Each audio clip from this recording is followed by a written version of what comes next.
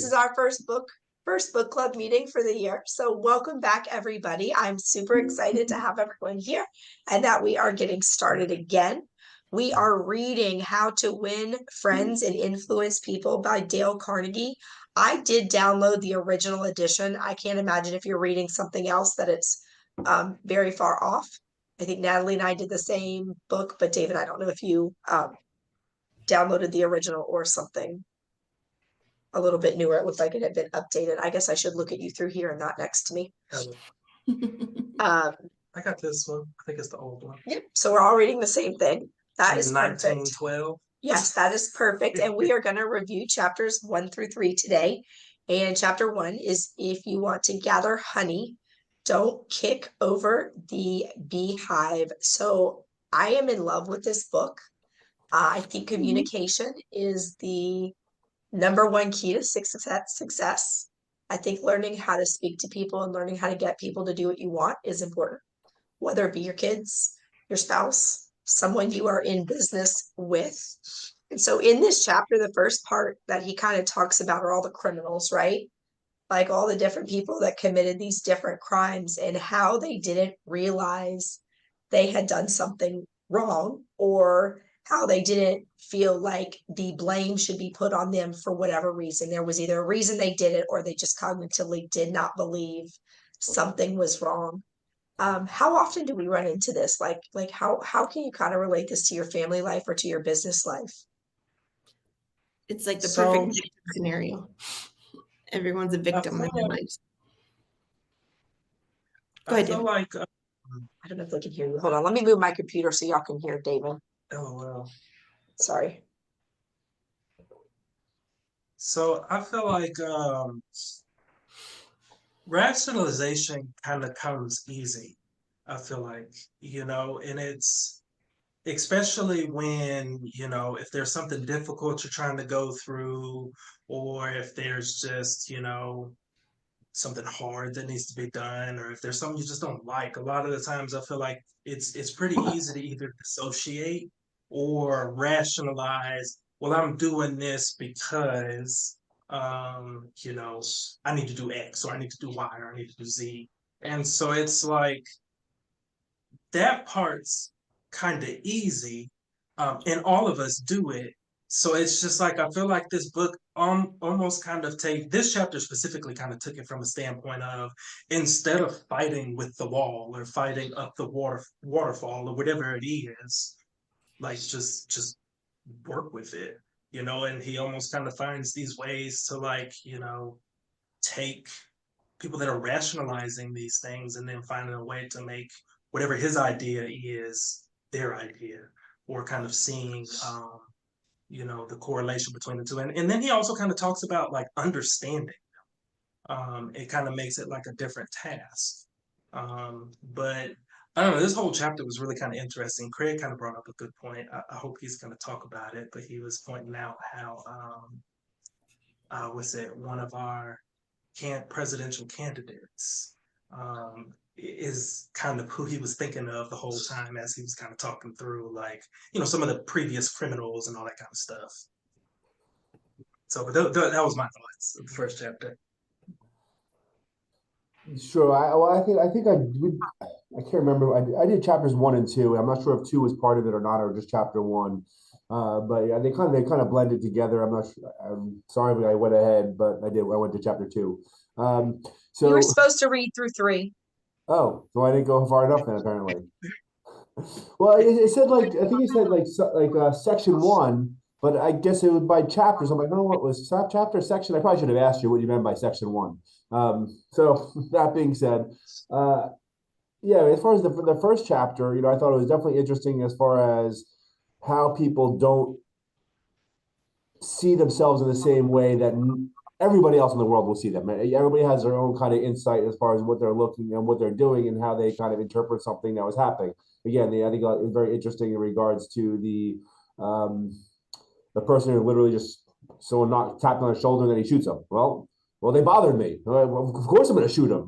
Duh, right? Like a perfectly normal reaction to somebody tapping you on the shoulder. It's like, I didn't do anything wrong. If he didn't want to get shot, he shouldn't have tapped me on the shoulder, right?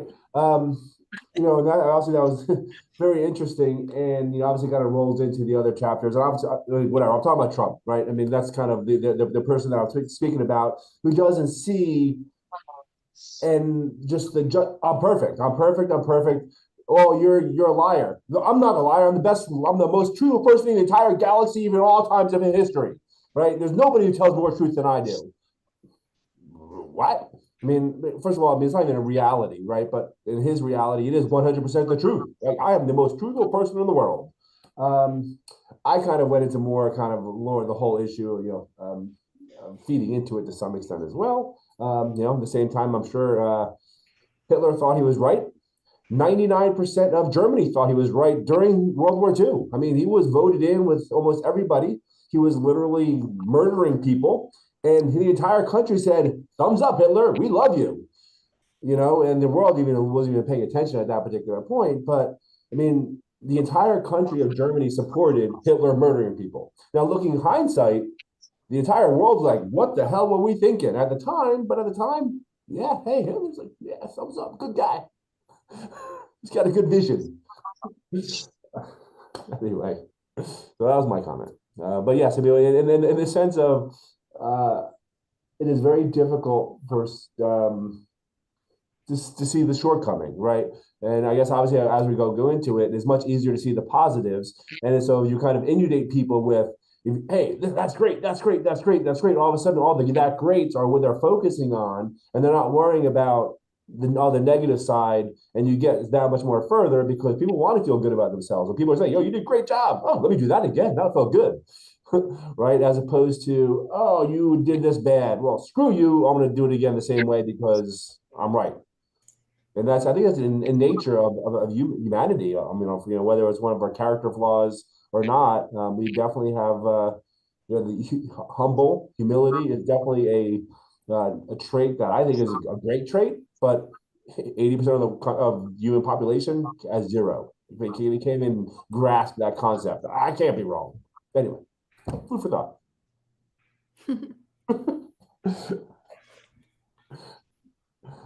Awesome. All right, so as the chapter continues to move forward, he starts talking a little bit about how rewarding the circumstance gets you a little bit further than dictating in the circumstance. And at the end of the chapter, he actually starts talking a little bit about,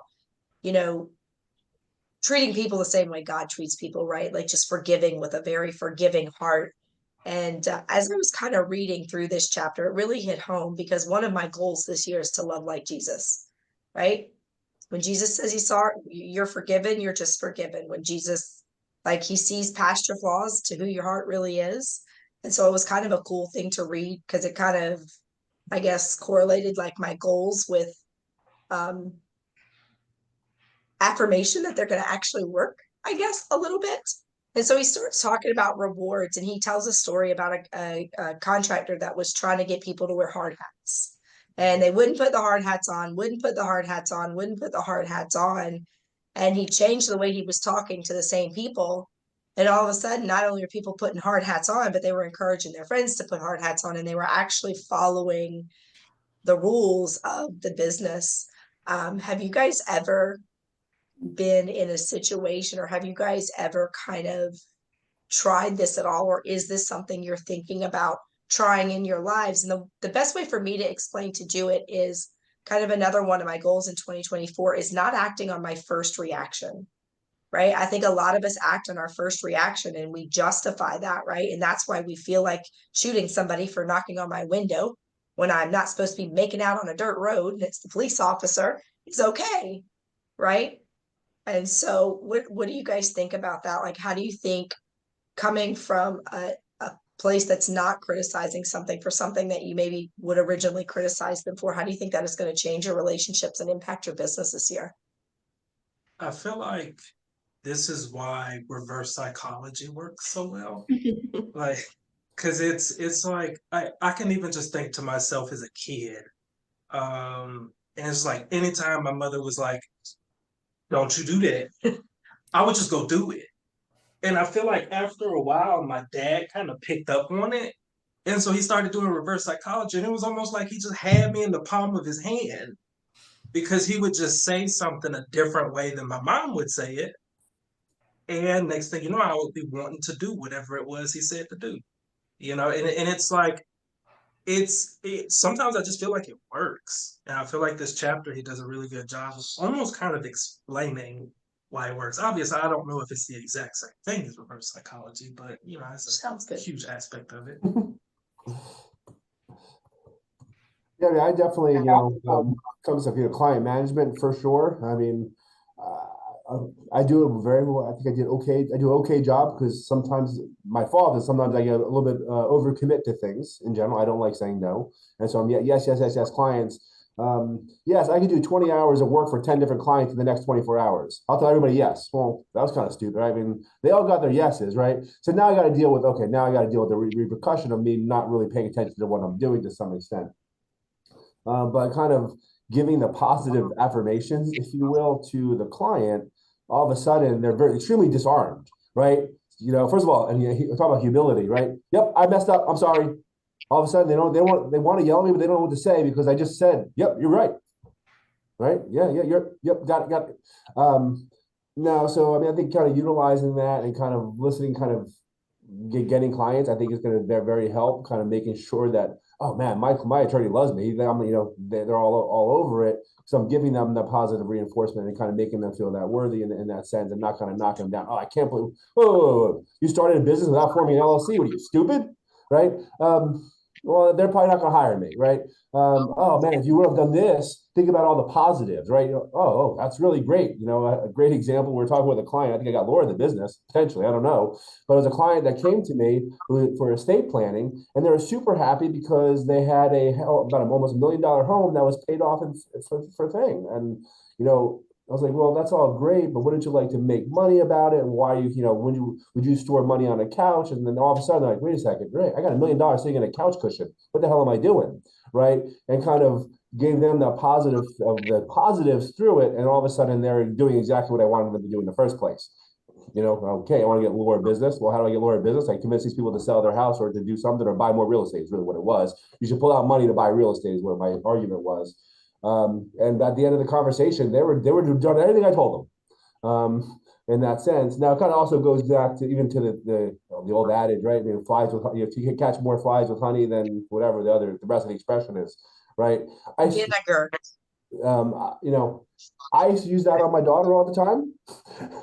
It never worked. It never really resonated for her. But it probably would have had a much less rocky road for her, during her adolescence, because she was more of, antagonistic all the time, as opposed to, all right, let me be sweet to these things, and all of a sudden I start getting what I want, right? Good. Do you have anything, Natalie? I definitely don't have this mastered at all, but I do want to start using it, incorporating it with my team and definitely Lulu and family to try and incorporate it. And I think I even had one call this morning where I was running late and I sent the person a message and I thanked them for their patience. And that's another way of saying sorry, Craig, and then so now they, Sure. they say you're welcome as opposed to, oh, she's always late. So there's a whole list of them, Craig. So I'm gonna get that for you. How to say sorry without saying sorry. Sounds good. That's right. I feel about Very good. that. I think it's such a good chapter, and I think it's so important. And I will say that I think understanding this as a parent is probably the number one thing that changed my parenting. Learning how to communicate with my kids and learning how I raised 6 kids. I can't discipline all 6 the same, right? Like my son, I have to sit down, you have to explain to him, you have to give him reasons, that kind of stuff. My daughter, you can kind of just give rules. The twins, I mean, they don't really break the rules that often, so there's not too much explaining there. But again, even when we're trying to do like stuff with the twins and stuff like their Eagle Scout project, I wonder if we would have not dictated had we given them a different path. And I know this, right? Like I've studied this for years. Communication is something I've studied for almost a decade. And so I just think that, utilizing this in every aspect and really focusing on acting on that second emotion instead of the first helps with that. right? When your kid spills milk, I mean, to Craig's point, we now have grandbabies with Kendra. She's older and she's now not the problem, and she's learning what it is to raise children. And as they were there this weekend, it was like, she asked me, she's like, you're so laid back. Like, how do you do this? It's like, well, I have 20 plus years of experience on you, kiddo. I've realized that arguing with the kids and fighting and dictating doesn't work. It just doesn't, because her kids will listen to us. They don't listen to her. And her kids cry to come to our house, whereas they are happy to say goodbye to mom and dad. And I think it's because we function under this kind of rule in our home. I tell Craig that all the time. I don't think we're any better or any worse. I think we're exactly the same, but I think it's how we talk to them, the affection we give them, and the reinforcement of positivity that we give them. Now, it's easier to do that when you're a grandparent. You don't have to live with the screaming 24 hours a day. But I think it's super important, and I'm excited. I'm super excited. This is the first book we read this year. All right, let's move on to chapter 2, the big secret of dealing with people. Make people do what you want by giving them what they want. How did that first line affect you guys?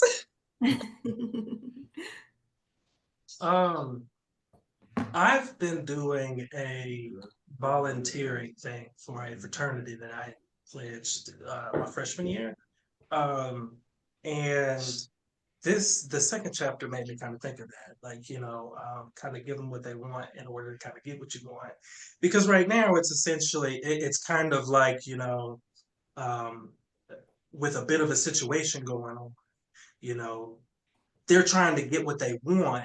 They're not seeing anything that they want. So it's like any guidance that comes down from advisors or from officers or from anyone of power, it's more of, okay, well, do this, which in the last chapter we just talked about doesn't really work. Although on top of that, they're in a bit of trouble. They can't do a whole lot. So it's kind of like finding different ways to give them what they want, because essentially my thought was, well, what do they want? There's not a whole lot right now kind of going on that's going to add to them, which is really why they're kind of pushing back.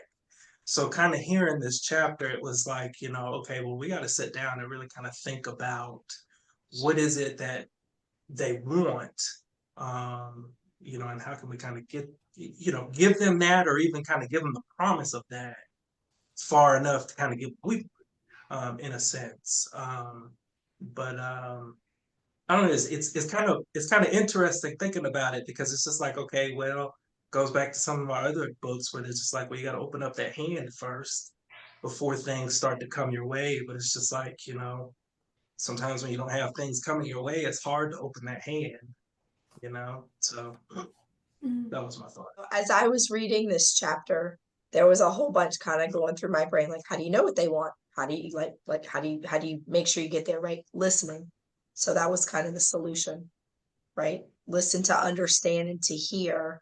And as he goes down, he kind of starts to give some examples, and he tells a story about the wife who had done a thing at church, and they were supposed to give their spouse an assignment, and it was to tell the spouse 6 things that they wanted to see changed about the person.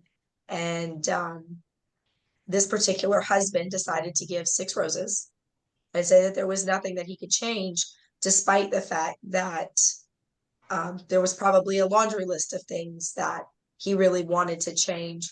And I something I learned with Craig in my relationship when we started was,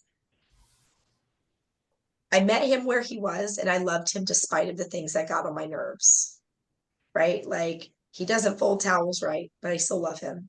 And I don't yell at him too often about not folding towels right. I just kind of go behind him and refold the towels, because not folding the towels doesn't outweigh all of the good things that he does, right? Like, that's a super small part of who he is. And I am working on huh? I am working on folding better. I don't know if you saw the towels that went up there yesterday. I think I did a pretty good job. I did not look at the towels yesterday. But I think that's so important, right? And I think, he talks a little bit about flattery as opposed to appreciation. And I think a lot of us really tend to think that when you're giving someone a compliment or when you're flattering them, that is what they're looking for. And so something that I do that I think is helpful, and Kendra actually picked up on this, when there is something in our relationship that comes up, instead of yelling at Craig, I just say, I love you. Kendra looked at me and she goes, you tell Dad you love him? She saw it happen, right? And she were just talking and she brought it up in conversation. She's like, that's the cutest thing I've ever seen. But for me, it stops me from getting frustrated at that moment because towels are not worth a fight, right? Or whatever the little situation is. And that's not flattery, that's appreciation. Like, I do love him. I love the fact that he does the laundry. I love the fact that he does fold the towels. I love the fact that he picks all of that up. The only thing I can say negative about it is he folds the towels and in a way that gets on my nerves so bad that I could scream, right? And my personality, my OCD, like, that's my problem, not his. That falls on me. And so that's a habit that I kind of got into, because my objective in this relationship was to go the long term, right? I don't want to fight with Craig over the little stuff. I don't want my kids to see that. I don't want that the example that's set in our home. I think they both have an example they all have an example that's much different in their other homes. And so learning how to actually appreciate someone is super important. Now, I know for us, Natalie, when we go on listing appointments and that kind of stuff, right, giving the people what they want, or buyer's appointments, it doesn't really matter, is super important. And that all starts with listening. And I would say, David and Craig, that probably kind of moves along in your businesses as well. I know Craig and I are looking for somebody to help with our financials. And every time we tell them at the beginning of the conversation what we want, by the end of it, they tell us we're great. They tell us we're awesome. They are like, oh my God, we don't normally talk to clients who are this involved in their financials. We don't normally talk to clients. And I get off the phone and I'm pissed. And I now understand why. Because they didn't give me what they want. All they did was flatter. So I hope you guys kind of think about that as you're talking to your clients, because I think a lot of us in real estate tend to do that. We flatter our clients. Oh my God, your house is beautiful. Your decorations are great. And then, you leave the house and they're like, what the fuck? Who gives a shit if I had good decorations? I want my house sold. Right. And then you don't end up picking up the listing. I liked the way he concluded this chapter with a little quote: leave behind sparks of gratitude. So what this kind of reminded me of a little bit in my business and how I could use that. Something we talk about is appreciation letters, right? We handwrite. Natalie's got an assignment that's part of her 135 is to write these letters. It's part of mine as well. It's a huge part of our business. And I think I'm actually going to change what I do. Instead of writing letters that let people know that I'm interested in their life, I think I'm going to start writing gratitude letters.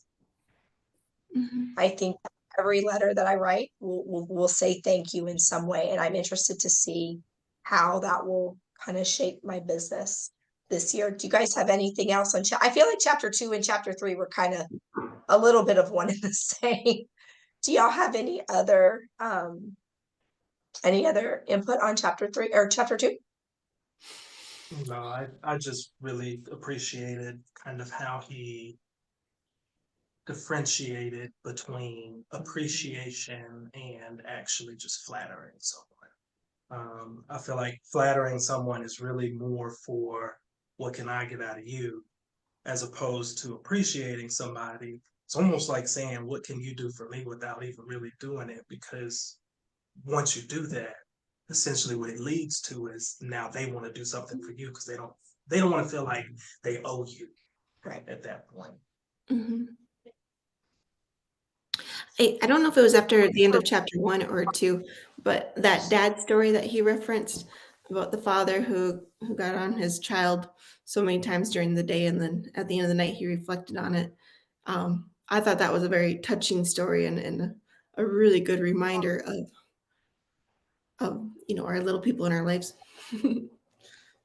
Yes, that was chapter.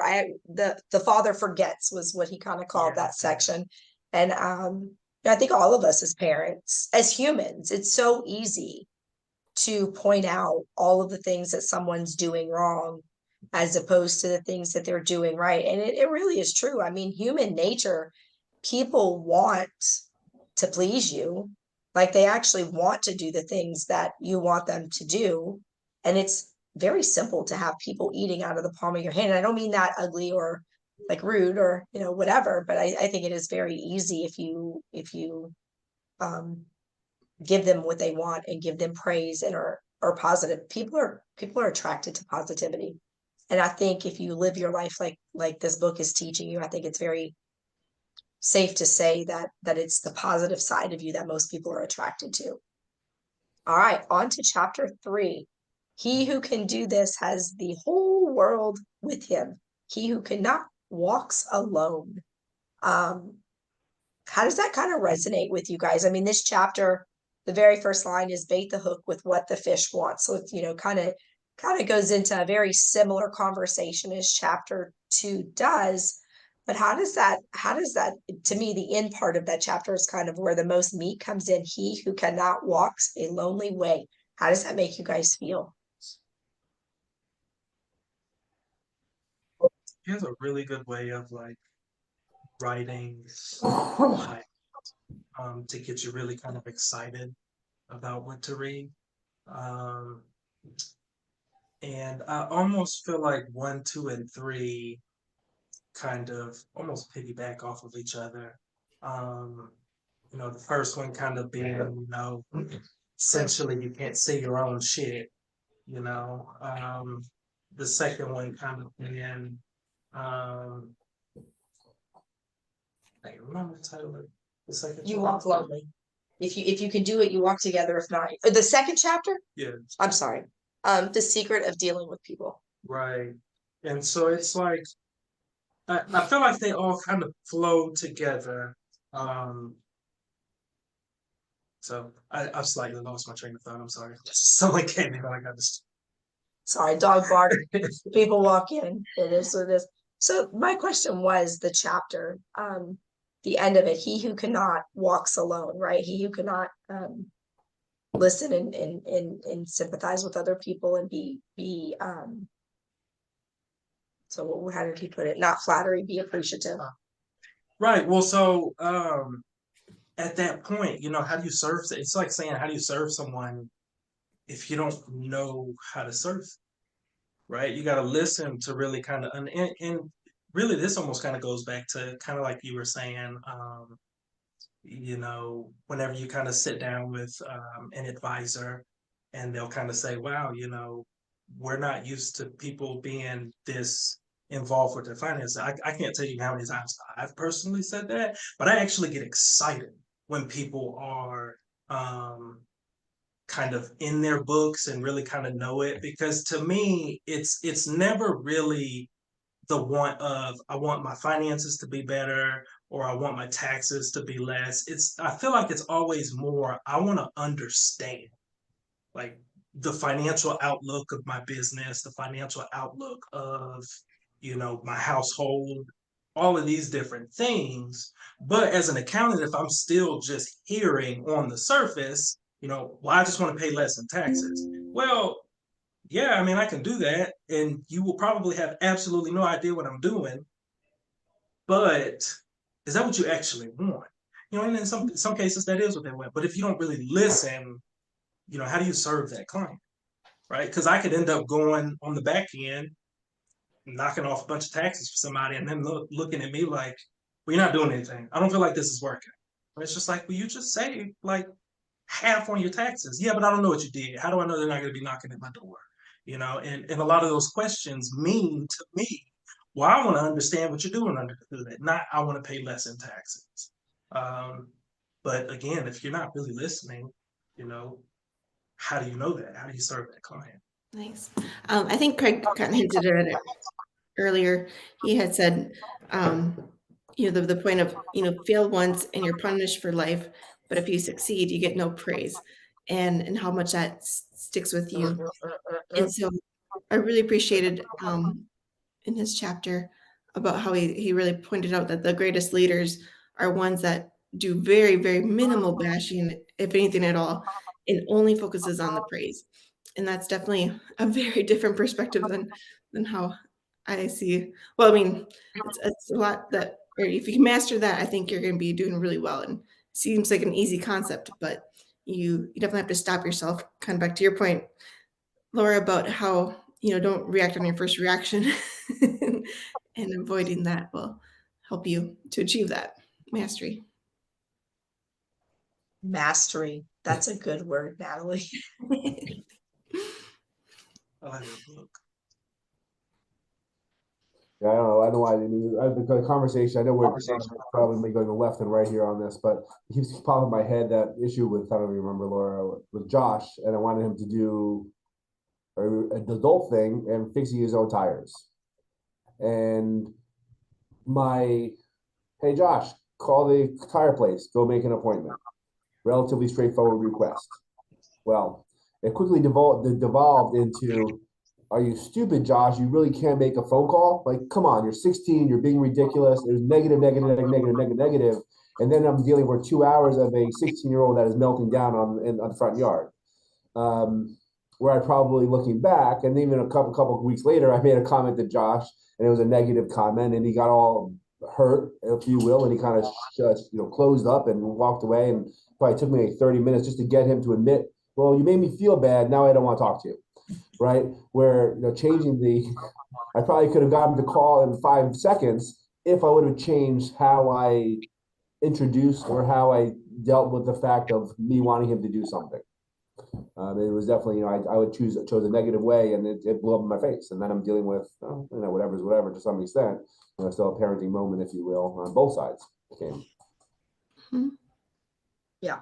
Like towards the end of this chapter, I think, Craig, to that point, this kind of brings me into a good place to conclude this, since we only have 2 minutes.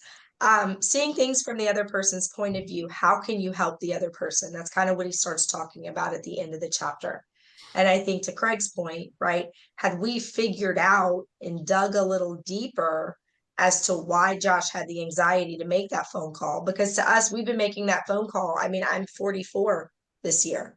I've been driving for 3 decades. Like, that's a long time, right? Like, that's a really long time to be calling and getting my oil changed and setting that appointment, or getting my tires changed. And I think that if, we as parents would have stopped, David, Natalie, take lots of notes, because y'all have little ones. Y'all are not at the end of this, you're at the beginning. Don't screw your kids up like we did, okay? Take notes. But I think if we would have maybe dug a little deeper and gotten into why Josh had that anxiety, right? Because the anxiety may not have been about making the phone call. The anxiety could have been something a lot bigger than that for him. And then it, kind of helped explain to him, why that was important, or just getting to the root of that problem of where that's coming from, and not making him feel bad about that, because his anxiety is real. Just like my anxiety over the towels is real. I mean, all 3 of y'all on this call may say, why the fuck do you have a problem with towels? They're picked up, they're folded, they're washed, they're clean, they're dried, they're put away. You do none of that. Like, Laura, you literally do none of those things, right? But for me, that anxiety is real.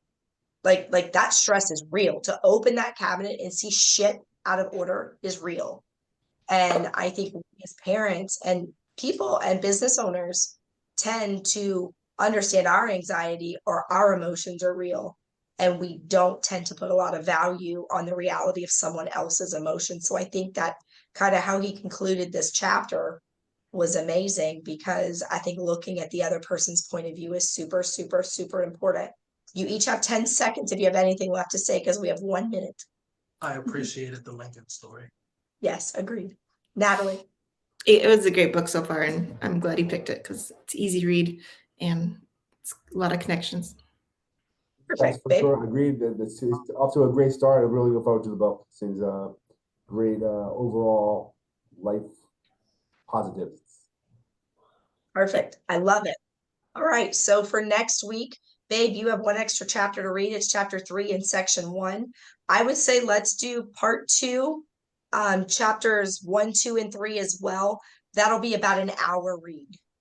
So section 2. Section 2, chapters 1, 2, and 3. And then it looks like Yeah, it looks like we'll conclude this book relatively quickly. I don't think there's very much, maybe 3 weeks or so.